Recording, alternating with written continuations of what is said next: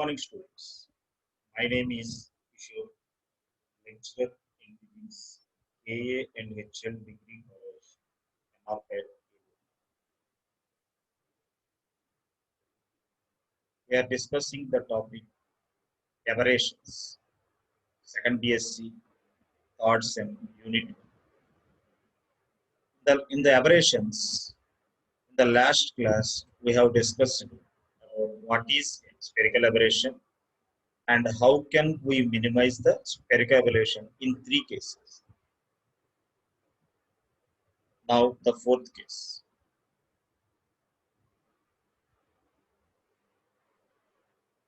Before going to the fourth case, I will give brief introduction about spherical aberration. What is spherical aberration? Yes. The failure or inability of the lens to form a point image of an actual point object is called spherical aberration. The failure or inability of the lens to form a point image of an actual point object is called spherical aberration.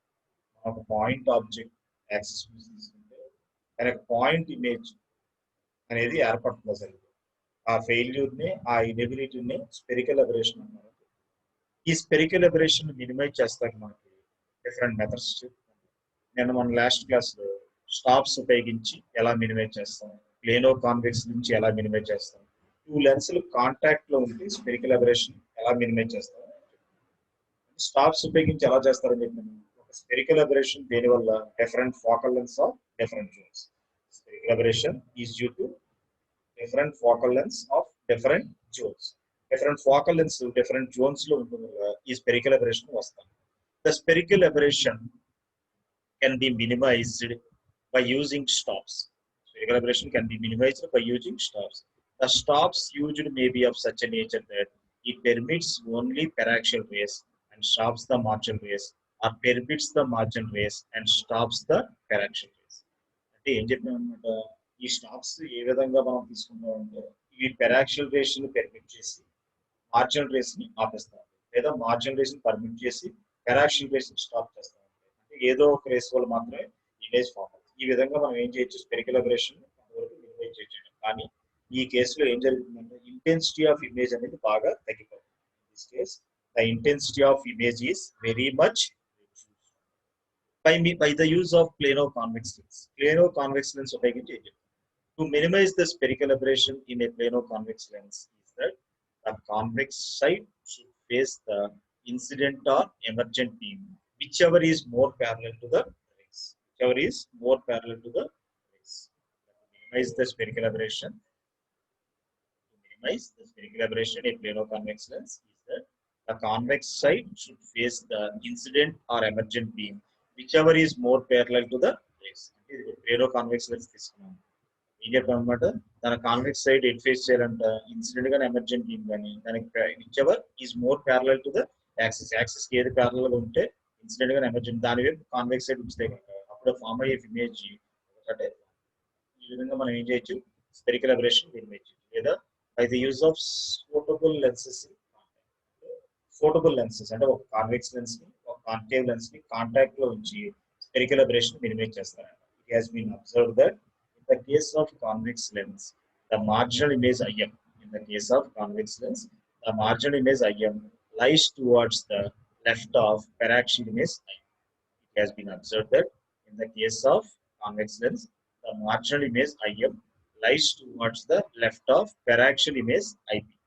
While in the case of concave lens, the marginal image IM lies towards the right of paraxial image IP. ఏ observe చేసాం, convex lens కనుక తీసుకుంటే paraxial image కి left side marginal image form. అదే concave lens తీసుకుంటే ఏం జరుగుతుందంటే paraxial rays కి right side marginal image form అవుతుంది. ఈ రెండింటి యొక్క కాంబినేషన్ మనకు లెన్సెస్ తీసుకుంటే స్పెరికల్ అబరేషన్ మనం ఏం చేయొచ్చు అంటే మినిమైజ్ చేయొచ్చు. ఈ క్లాస్ లో by the using two Plano convex lenses separated by distance. రెండు ప్లానో కాన్వెక్స్ లెన్స్ ఒక డిస్టెన్స్ లో సపరేట్ చేయబడితే అప్పుడు అది కాన్వెక్స్ లెన్స్.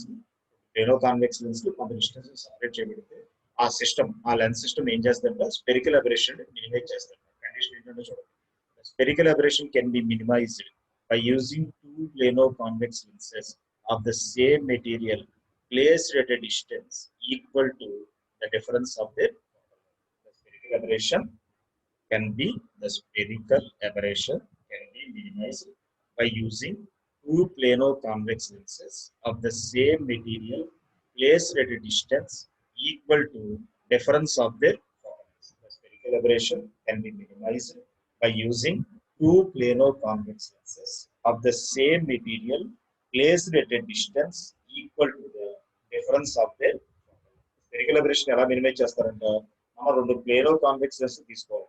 వాటి యొక్క మెటీరియల్స్ కూడా సేమ్ మెటీరియల్ ఒకే పదార్థంతో తయారు చేయబడింది.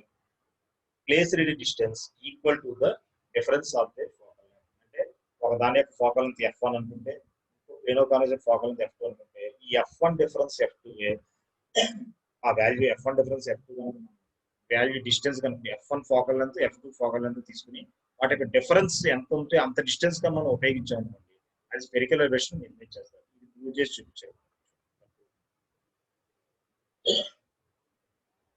డయాగ్రామ్ చూడండి అందరూ కూడా.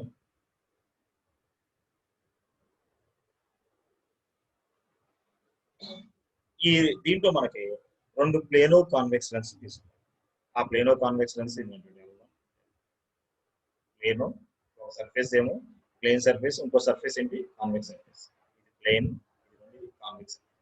రెండు ప్లేనో కాన్వెక్స్ లెన్స్ తీసుకున్నాం L1 L2. Let L1 and L2 be the two plano convex lenses of focal lengths F1 and F2 separated by a distance d as shown. F అంటే L1 L2 అనే రెండు convex lens తీసుకున్నారు. వాటి focal length ఎంత అనుకున్నారు F1 F2 అనుకున్నారు. వాటి focal lens ఎంత F1 F2. స్మాల్ F1 అనుకోండి, క్యాపిటల్ రాశాను కానీ ఫోకల్ లెంత్ ఎంత F1 F1 F2 అనుకున్నారు. Let L1 and L2 be the two plano convex lenses of focal lengths F1 and F2 separated by a distance d as shown in the figure. అంటే ఈ L1 L2 అనే రెండు convex lens ఉన్నాయంటే దీని యొక్క focal length ఏమో F1 అంట, దీని ఇంకో రెండోదాని ఫోకల్ లెంత్ F2 అంట. ఈ రెండింటి మధ్య డిస్టెన్స్ ఎంత అంటే d అంట. Let a ray of light AB parallel to the axis meet the first lens L1 at a height h1 and suffers a deviation delta 1 is equal to h1 by f. Let a ray of light AB parallel to the axis. Axis అంటే ఇదే మధ్యలో line. ఈ axis కి parallel గా AB అనే మనం ఏం చేసాం అనమాట, ఏబి అనే ఒక ప్యారలల్ బీమ్ తీసుకున్నాం. ఏ నుంచి ఏబి అనే parallel. Let ray of light AB parallel to the axis meet the first lens L1. ఇది ఇలా వచ్చి ఇలాగ ఫస్ట్ లెన్స్ మీట్ అవుతుంది. ఎంత హైట్ లో మీట్ అవుతుందంట ఎట్ ఏ హైట్ h. ఈ రే అంటే యాక్సిస్ నుంచి ఈ ప్యారలల్ బీమ్ ఆఫ్ లైట్ ఎంత హైట్ లో ఇన్సిడెంట్ అవుతుందంట h1 హైట్ లో ఇన్సిడెంట్. ఇక్కడ లెన్స్ లేదనుకోండి ఈ ప్యారలల్ బీమ్ ఏమేది ఇలా స్ట్రైట్ గా ఇలా మూవ్ అయింది. ఇక్కడ లెన్స్ ఉండటం వల్ల ఏమవుతుంది, ఇక్కడ రేర్ నుంచి డెన్సర్ గెట్టడం వల్ల ఈ రే ఏమైంది ఇలా డివేట్ అయింది. యాక్చువల్ గా ఎలా వెళ్ళిపోవాలి, ఇలా వెళ్ళిపోవాలి. ఎంత డివేట్ అయింది, ఆ డీవియేషన్ ఏమన్నా మనం డెల్టా. ఇది యాక్చువల్ డైరెక్షన్, ఇది ఇలా డివేట్ అయింది. అంటే రెండింటి మధ్య యాంగిల్ అంతా డెల్టా 1. అంటే డెల్టా 1 డీవియేషన్ చేస్తా ఉంది. ఏబి అనే ఒక ప్యారలల్ బీమ్ ఆఫ్ లైట్ వచ్చి x1 అంటే h1 హైట్ లో L1 అనే లెన్స్ మీద ఇన్సిడెంట్ అయిందంట. ఇన్సిడెంట్ అయ్యి ఎంత డీవియేషన్ అయిందంట డెల్టా 1.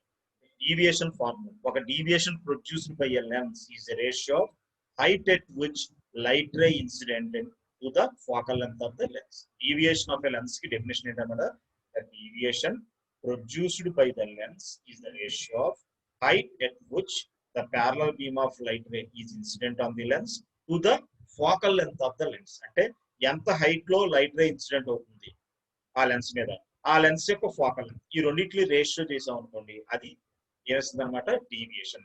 ఫర్ ఎగ్జాంపుల్ హెచ్ అనే హైట్ లో ఒక లైట్ రే ఒక లెన్స్ మీద ఇన్సిడెంట్ అవుతుంది అనుకోండి, దానికి ఫోకల్ లెంత్ ఎఫ్ అనుకోండి, అప్పుడు delta is equal to H by F అన్నమాట. ఇక్కడ ఎంత హైట్ లో ఇన్సిడెంట్ అవుతుంది h1 హైట్ లో ఇన్సిడెంట్ అవుతుంది. ఫోకల్ లెంత్ ఎంత అనుకున్నాం మనం f1 అనుకున్నాం. అందుకని డెల్టా 1 ఈజ్ ఈక్వల్ టు ఎంత h1 by f1.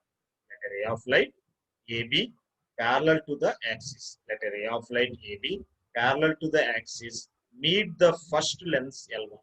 Meet the first lens L1 at a height h1 and suffers a deviation delta 1 is equal to h1 by f1.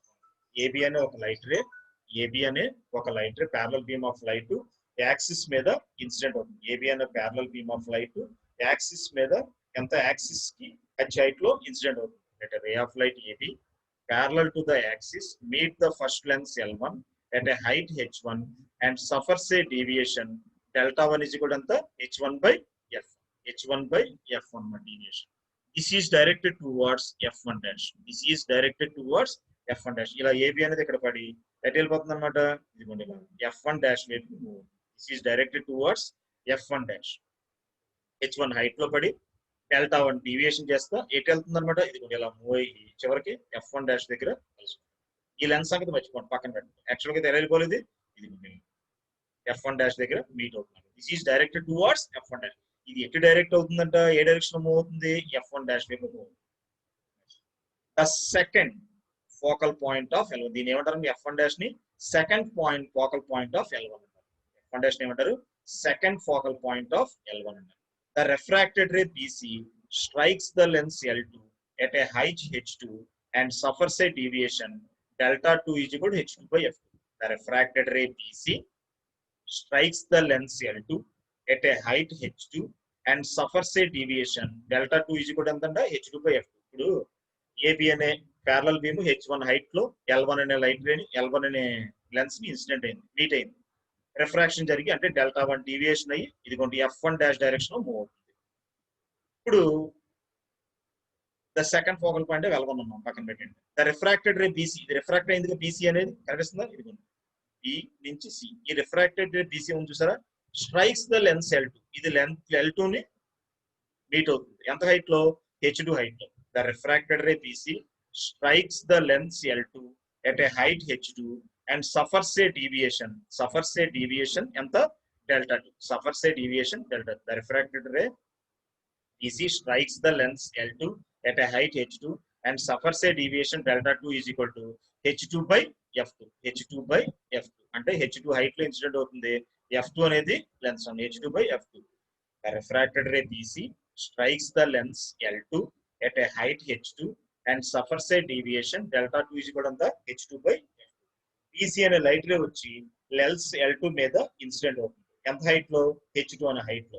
ఎప్పుడైతే మళ్ళీ lens మీద incident మళ్ళీ డివైట్ అవుతుంది కదా, యాక్చువల్ గా ఎలా వెళ్ళిపోవాలి, ఇది ఏ డైరెక్షన్ లో మనం మూవ్ అవుతుంది, BF డాష్ అంటే ఇలా వెళ్ళిపోవాలి. BF డాష్, B నుంచి F డాష్ కి వెళ్ళిపోవాలి, f1 డాష్ కి వెళ్ళిపోవాలి. కానీ ఏమవుతుంది, ఈ లెన్స్ సిస్టమ్ పెట్టడం వల్ల h2 హైట్ లో ఇన్సిడెంట్ అయ్యి డివైట్ అయింది. మళ్ళీ ఎంత డివైట్ అయింది, యాక్చువల్ పాత్ ఇది, ఇది ఒరిజినల్ పాత్. ఈ రెండింటి మధ్య డివియేషన్ అంతా డెల్టా 2 డివైట్ అయింది. డెల్టా 2 ఫార్ములా ఏంటి, డివియేషన్ ఆఫ్ ఏ లెన్స్ కి ratio of height to focal length. Height అంతా h2, ఈ లెన్స్ యొక్క ఫోకల్ లెంత్ అంతా f2, అందుకని డివియేషన్ అంతా h2 by f. The emergent ray meets the axis at f dash, అంటే emergent ray ఎక్కడ కలుసుకుంటుంది, f డాష్ దగ్గర కలుసుకుంటుంది. దీని ఏమంటారు, second focal length of the combination. మరి ఈ రెండు కాంబినేషన్ లో పడింది కదా, దీని ఏమంటారు, second focal point of the combination. జాతికి డయాగ్రామ్ చూస్తే మనకు క్లారిటీగా ఉంటుంది. రెండు లెన్స్లు తీసుకున్నాం అంటే L1 L2 అనేది, వాటి యొక్క ఫోకల్ లెన్స్ ఎంత, f1 f2 అనుకుంటాం. ఆ రెండింటి మధ్య డిస్టెన్స్ ఎంత, d అనుకుంటాం. AB అనే ఒక ప్యారలల్ బీమ్ ఆఫ్ లైట్ వచ్చి యాక్సిస్ మీద, యాక్సిస్ ప్యారలల్ బీమ్, యాక్సిస్ కి ప్యారలల్ గా ఒక లైట్ బీమ్ AB అనేది వచ్చి లెన్స్ L1 మీద ఇన్సిడెంట్ అవుతుంది. ఎంత హైట్ లో ఇన్సిడెంట్ అవుతుంది, h1 హైట్ లో ఇన్సిడెంట్. h1 హైట్ లో L1 అనే లెన్స్ మీద ఇన్సిడెంట్ అవుతుంది. ఇన్సిడెంట్ అవ్వగానే ఏమవుతుంది, ఇక్కడ గనక లెన్స్ గనక లేకపోతే ఈ లైట్ రే వెళ్ళిపోయేది కదా, ఇది యాక్చువల్ డైరెక్షన్ కదా. లెన్స్ ఉండటం వల్ల రిఫ్రాక్షన్ అయ్యి అంటే డివియేట్ అయ్యి ఇలా మూవ్ అవుతుంది, B నుంచి F డాష్ కి వెళ్ళిపోతుంది. అంటే ఎంత డివియేట్ అవుతుంది, డెల్టా 1. డెల్టా 1 ఫార్ములా ఏంటి, h1 by f1. This is directed towards f1 dash. Next refracted ray BC ఉంది కదా, ఈ రిఫ్రాక్టెడ్ రే BC ఇలాగా F డాష్ f1 డాష్ వైపు వెళ్ళిపోవాలి ఈ లెన్స్ లేకపోతే. కానీ రిఫ్రాక్టెడ్ రే BC ఎక్కడ ఇన్సిడెంట్ అవుతుంది, సెకండ్ లెన్స్ L2 మీద ఇన్సిడెంట్ అవుతుంది. ఎంత హైట్ లో, h2 హైట్ లో. ఇన్సిడెంట్ అవుతుంది, మళ్ళీ డివైట్ అవుతుంది, రిఫ్రాక్ట్ అవుతుంది కదా. ఎంత రిఫ్రాక్షన్ చెందుతుంది, ఎంత డివైట్ అవుతుంది, డెల్టా 2. అంటే డెల్టా 2 ఈజ్ ఈక్వల్ ఎంత, h2 by f2. ఫైనల్ గా ఈ ఇమేజ్ ఎక్కడ ఇన్సిడెంట్ అవుతుంది, యాక్సిస్ మీద F డాష్ దగ్గర. ఓకేనా. For minimum spherical aberration, spherical aberration minimum గా ఉండాలంటే ఈ డీవియేషన్ అనేది ఇంచుమించు ప్యారలల్ గా ఉండాలంటే delta 1 is equal to delta 2. ఈ డెల్టా 1 ఈజ్ ఈక్వల్ టు ఏముండాలి, స్పెరికల్ అబరేషన్ మనం మినిమైజ్ చేయాలంటే ఈ డీవియేషన్ ఆఫ్ లెన్స్ ఎంత ఎలా ఉండాలి, ఈక్వల్ గా ఉండాలి. డెల్టా 1 ఈజ్ ఈక్వల్ టు ఎంత, డెల్టా 2. డెల్టా 1 అంటే ఎంత మనకి, h1 by f1. డెల్టా 2 అంటే ఎంత, h2 by f2. అంటే h1 by f1 is equal to h2 by f2. h2 ని యువతలు తీసుకొచ్చి f1 అవతలు తీసుకెళ్ళాలి. అంటే h1 by h2 is equal to ఎంత, f1 by f2. అంటే ఇలాగా ఇంటర్చేంజ్ చేస్తాం. h2 ఏమో ఇటు తీసుకొచ్చాం, f1 ఏమో అవతలు తీసుకెళ్ళాం. అంటే h1/h2 ఈజ్ ఈక్వల్ టు ఎంత f1/f2 దాన్ని 1 అనుకోండి. ఎప్పుడు స్పెరికల్ అబరేషన్ మినిమైజ్ అనుకుంటే డీవియేషన్ ఈక్వల్ అనుకోండి. చాలా జాగ్రత్తగా డయాగ్రామ్ చూడాలి. From similar triangles BL1 F1 dash CL2 F1 dash BL1 F1 dash BL1 F1 dash ఇది ఒక ట్రయాంగిలే కదా, ఇది ఒక పేపర్ మీద మీరు గీసుకుంటే అర్థం అవుతుంది. BL1 F1 dash ఇది ఒక ట్రయాంగిల్. నెక్స్ట్ అంతా కూడా ఏంటంటే CL2 F1 dash అంట. C ఏది ఇది కూడా C, L2 ఏది ఇది CL2 F1 dash. ఈ రెండు కూడా రెండు సిమిలర్ ట్రయాంగిల్స్. ఇది ఒక ట్రయాంగిల్ CL2 F1 dash రెండు ట్రయాంగిల్. ఈ సిమిలర్ ట్రయాంగిల్స్ ఒక ప్రాపర్టీ ఉంది. అంటే సిమిలర్ ప్రాపర్టీ ప్రకారం అప్లై చేసాం అనుకో, for similar triangles BL1 F1 dash and CL2 F1 dash తీసుకున్నాం అనుకో, అంటే H1/H2 is equal to L1 F1 dash by L2 F1 dash. అంటే H1/H2 అంటే ఏంటి చూడండి, ఈ సైడ్ బై ఈ సైడ్. ఈ సైడ్ అంతా BL1 అంటే ఎంత H1, ఈ సైడ్ అంతా ఎంత CL2 అంటే ఎంత H2. అంటే BL1/CL2 అంటే H1/H2 రాసాము. H1/H2 is equal to ఎంత L1 F1 dash by L2 F1 dash. L1 ఇదిగోండి ఈ సైడ్ మొత్తం L1 F1 dash by L2 F1 dash. అంటే ఈ ట్రయాంగిల్ తీసుకున్నప్పుడు ఈ సైడ్, ఈ ట్రయాంగిల్ తీసుకున్నప్పుడు ఈ side L1 F1 dash by L2 F1 dash రాసామా. L1 F1 dash by L2 F2 dash. L1 F1 dash అంటే ఏంటి, L1 F1 dash అంటే ఫోకల్ పాయింట్ కదా, ఫోకల్ లెంత్ కదా. అంటే ఈ లెన్స్ యొక్క ఫోకల్ లెంత్ ఎంత మనకి F1 అనుకున్నాం, అది ఫోకల్ పాయింట్ అనుకున్నాం కదా. అంటే L1 F1 dash అంటే ఏంటి, ఫోకల్ లెంత్. ఫస్ట్ లెన్స్ యొక్క ఫోకల్ లెంత్ ఎంత F1 రాసాం. L1 F1 dash by L2 F1 dash ని ఏం రాసాం అనమాట, L1 F1 dash minus L1 L2 రాసాం. L1 F1 dash మైనస్ ఏం రాసాం L1 L2. L1 F1 dash లో నుంచి L1 L2 రాసాం. ఏం మిగులుతుంది మనకి, L2 F2 F1 dash అని మిగిలేదు, L2 F1 dash అని మిగిలేదు. L1 F1 dash నుంచి L1 L2 తీసేయండి. L1 F1 dash నుంచి L1 L2 తీసాం అనుకో, ఏం మిగులుతుంది L2 F1 dash ఉంది. అదేగా L2 F1 dash అనా చూడండి డయాగ్రామ్ లో. L1 F1 dash అంటే ఎక్కడి నుంచి ఎక్కడికి, L1 L2 అంటే ఎక్కడి నుంచి ఎక్కడికి. L1 F1 dash నుంచి L1 L2 ఎక్కడికి తీసాం అనుకో, ఏం మిగిలింది L2 F1 dash. అంటే L2 F1 dash మీద మనం ఏం రాసుకోవచ్చు, L1 F1 dash minus L1 L2 which is equal to L1 F1 dash అంటే ఎంత F1 కదా. అంటే మళ్ళీ ఇక్కడ L1 F1 dash అంటే ఎంత F1. L1 L2 అంటే ఏంటి, రెండు లెన్స్. ఈ రెండు లెన్స్ మధ్య డిస్టెన్స్ ఎంత D, అందుకనే D రాస్తాం.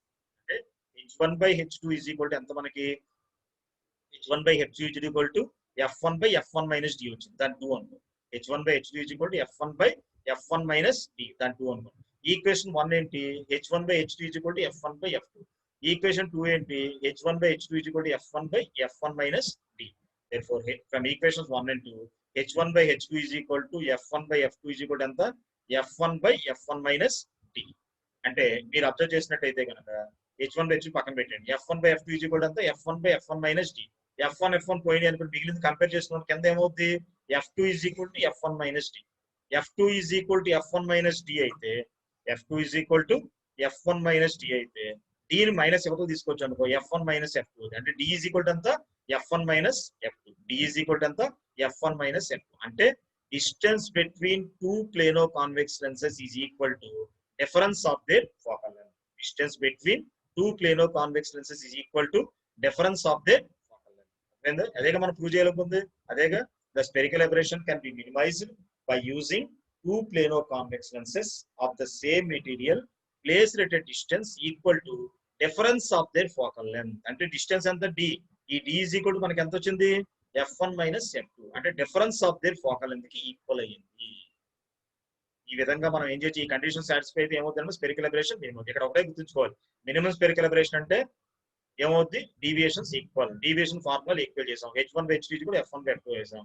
ఈ డయాగ్రామ్ లో మనకి similar triangles ఉపయోగించుకున్నాం. BL1 F1 dash అనేది ఒకటి, CL2 F1 dash అనేది ఒకటి తీసుకుని ఈ BL1 dash by CL2 is equal to ఇది ఈ సైడ్ బై ఏది L1 F1 dash by L2 F1 dash వేసాం. అదే రాసింది.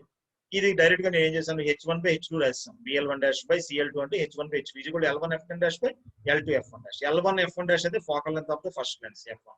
L2 F1 dash ని ఏం చేసాం, L2 F1 dash అంటే ఎక్కడి నుంచి ఎక్కడికి దీన్ని ఏం రాసాం, L1 F1 dash లోంచి L1 L2 సపరేట్ చేసాం అనుకో, L2 F1 డాష్ వస్తుంది.